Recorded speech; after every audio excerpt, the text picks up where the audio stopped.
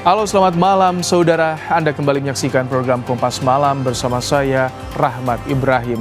Selain 3 informasi tadi, kami juga masih memiliki informasi lainnya untuk menemani akhir pekan Anda. Langsung saja kita simak informasi pertama di Kompas Malam, saudara. Lokasi kebakaran kios imbas pengeroyokan debt collector di kawasan Kalibata terpantau sepi pada malam hari. Sementara polisi juga terus siaga di TKP. Malam hari kondisi di lokasi kebakaran terlihat sepi, tidak ada penerangan, puing bekas kebakaran juga masih tergeletak. Namun beberapa sudah mulai dibersihkan. Polisi masih berjaga tidak jauh dari lokasi kebakaran. Brimopolda Metro Jaya berjaga 24 jam sejak pasca kejadian rusuh dan pembakaran Kamis malam untuk memastikan situasi tetap kondusif.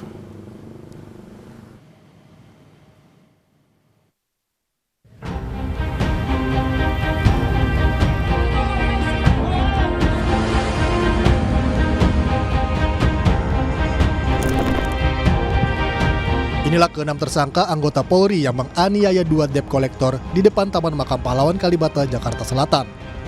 Ke-6 pelaku pengeroyokan menyebabkan 2 korban tewas karena persoalan motor yang menunggak. Kasus pengeroyokan terjadi pada Kamis sore 11 Desember 2025. Pengeroyokan bermula saat debt collector mencoba mengambil motor milik salah satu polisi hingga berujung pengeroyokan yang dilakukan oleh 6 pelaku.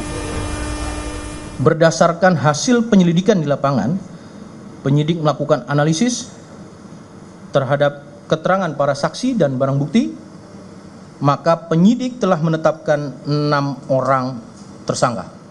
Ke-6 tersangka tersebut merupakan anggota dari Satuan Pelayanan Markas di Mabes Polri.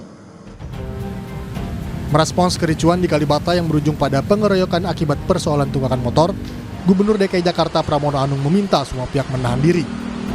Pramono mengingatkan komitmen bersama untuk jaga Jakarta. Peristiwa yang terjadi di Kalibata ini kan sebenarnya peristiwa yang bersifat situasional, karena ada orang yang menarik agar dibayar, kemudian ada ketidakpuasan masyarakat, terjadi benturan itu, dan tentunya kita semua, saya sebagai Gubernur Jakarta meminta semuanya untuk menahan diri dan jaga Jakarta itu menjadi hal yang komitmen kita bersama. Maka dengan demikian nanti setelah polisi, aparat penegak hukum memutuskan, tentunya pemerintah Jakarta akan menindaklanjuti hal itu. Polda Metro Jaya menyoroti semakin maraknya kasus penarikan kendaraan yang menunggak oleh debt collector di Jakarta. Kabid Humas Polda Metro Jaya Kombes Budi Hermato bilang, kejadian di Kalibata akan jadi evaluasi SOP penarikan kendaraan.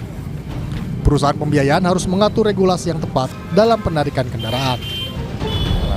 Ini yang menjadi perhatian kita bersama, dan ini dengan adanya peristiwa ini menjadi evaluasi bagi seluruh pembiayaan leasing-leasing untuk bisa mengatur regulasi yang tepat.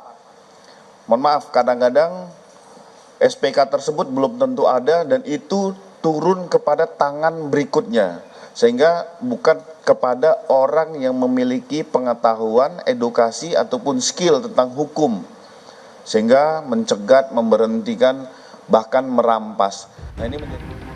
Kasus tewasnya 2 debt collector imbas dari penarikan kendaraan yang menunggak kini sudah diproses hukum. Selain ancaman pidana, ke-6 pelaku juga terancam dipecat dari institusi Polri. Tim Liputan Kompas TV. Bagaimana proses hukum kasus pengeroyokan 2 debt collector bergulir? Kita sudah bersama dengan Kasubit Penmas Polda Metro Jaya, AKBP Reonal Simanjutak. Selamat malam, Pak Reonal. Selamat malam, Pak Ibrahim. Baik, Pak Reonal, ini kan ada 6 yang jadi tersangka. Ini peran masing-masing pelaku ini seperti apa? Mereka bersama-sama ketika sedang bertugas atau bagaimana saat kejadian itu?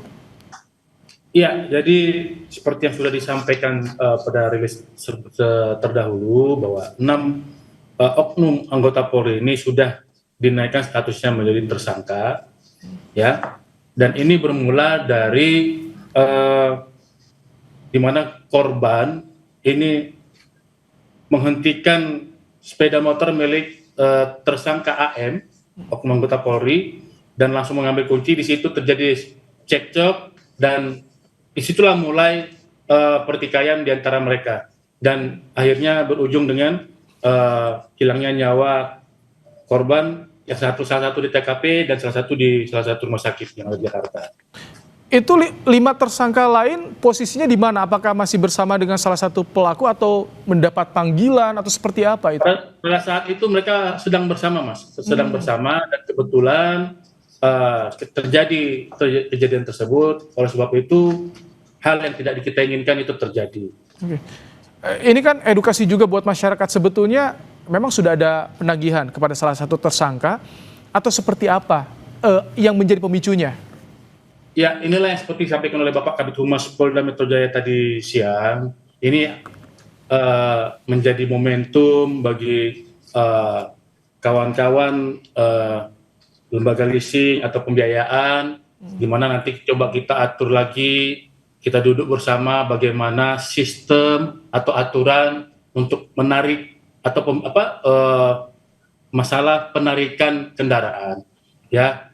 Bahwa sudah ada aturan dari MK tidak boleh kendaraan tersebut ditarik pada saat di jalan atau ditarik paksa dari apa yang dilakukan oleh pihak ketiga pada debitur.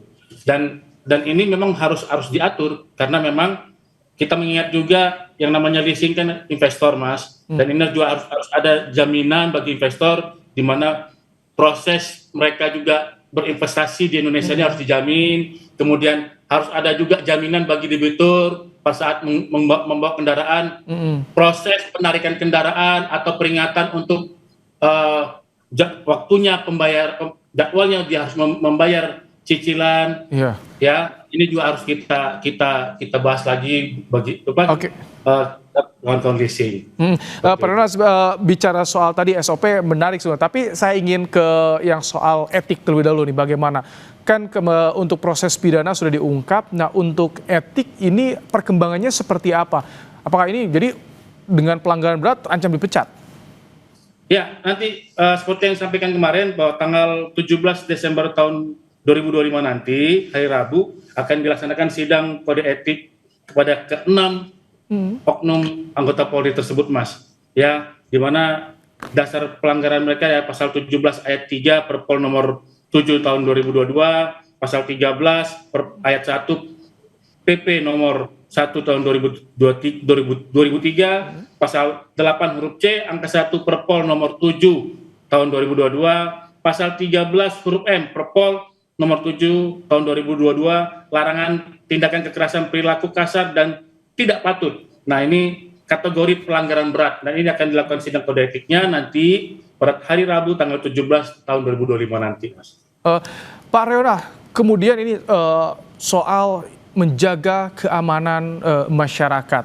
Kan kemarin yang menjadi korban juga para pedagang di sekitar kios yang dibakar ini, seperti apa tindak lanjutnya? Apakah diusut juga kasus pengerusakan dan juga keamanan di sana bagaimana? Ya, saat ini kita fokus pengembalian situasi seperti sedia kala. Bapak Kapolda Metro Jaya memberikan jaminan kepada para pedagang, pada para yang pedagang di wilayah Kalibata untuk silakan berdagang kembali dan akan dilakukan pengamanan oleh anggota Polri di sana. Jadi Bapak Kapolda sudah memploting beberapa satuan-satuan yaitu Brimob, terus Samapta dan intelijen di situ untuk menjamin situasi tetap kondusif dan para pedagang tersebut kembali bisa berdagang dengan rasa nyaman dan aman. Itu, Mas. Nah, untuk masalah penindakan, masalah pengerusakan dan lain-lain, apabila ada laporan terhadap Polda Metro Jaya, pasti akan kita tindak lanjuti. Ya, dan itu kami pastikan akan penegakan hukum akan berjalan transparan dan akuntabel. Belum ada laporan hingga saat ini, Pak Rionald? Hingga saat ini belum ada laporan yang masuk ke Polda Metro Jaya. Ya, sekali lagi kami tekankan, apabila ada laporan tentang kejadian tersebut, pasti akan langsung kita tindak lanjuti. Namun pada saat ini Polda Metro Jaya fokus terhadap pemulihan situasi Kamtibmas di wilayah Kalibata, agar tidak ada trauma bagi para pedagang, bagi masyarakat sekitarnya, dan kembali roda ekonomi bisa berputar di sana dan situasi kembali kondusif dan nyaman, rasa aman. Agar publik juga tahu, Pak Rionald. Jadi kalau misalkan kemarin kasus pembakaran lapak pedagang di sana, barang-barang pedagang, jadi itu menunggu laporan, itu masuknya delik aduan kalau misalkan akan diproses, bukan delik umum? Ya, kita tetap melakukan penyelidikan di sana, ya. Tetap nanti kita akan lakukan penegakan hukum di situ. Tapi saat ini Polda Metro Jaya fokus kembali terhadap kembalinya situasi dan mengembalikan situasi dan rasa aman masyarakat di seputaran Kalibata. Ya, namun tidak menyampingkan penegakan hukum. Sekali lagi kami menyampaikan tidak menyampingkan penegakan hukum. Namun sampai saat ini belum ada laporan dari masyarakat. Namun apabila belum ada laporan tersebut, tetap akan kita lakukan penegakan hukum. Kan ada laporan polisi model A dan ada laporan polisi model B. Di mana laporan polisi model B itu adalah laporan yang masyarakat laporkan. Laporan polisi model A adalah dari kepolisian yang aktif, proaktif untuk membuat laporan polisi untuk melanjuti kejadian tidak pidana yang terjadi. Baik. Demikian, Mas. Terima kasih AKBP Rionald Simanjuntak, Kasubid Penmas Polda Metro Jaya telah menyampaikan bagaimana penanganan terkini kasus tewasnya 2 debt collector, dan ini jadi pelajaran juga tadi disampaikan soal prosedur, terutama soal penarikan kendaraan ini yang juga digarisbawahi menjadi sorotan kita semua. Terima kasih Pak Rionald untuk waktunya di Kompas Malam.